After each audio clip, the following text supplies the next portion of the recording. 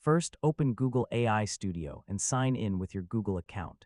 To stream AI responses, start by understanding why streaming is useful. Normally, an AI application may wait until the entire response is generated before showing anything to the user. With streaming, the application can display the response progressively as Gemini generates it, which can make the experience feel faster and more interactive. Start by creating your prompt in Google AI Studio and test the response normally. Once your prompt works correctly, open the available API or code generation options. Choose the programming language and SDK that match your application. In the generated API example, look for the streaming option supported by the current Gemini API and SDK.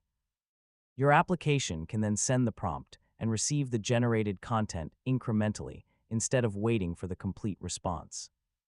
Display each incoming piece of content in your application as it arrives. For example, in a chatbot, the user can begin reading the response while Gemini is still generating the rest of the answer.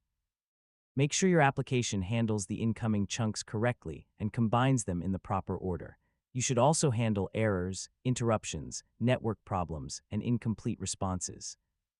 If the user sends another request while a response is still streaming, decide how your application should handle the previous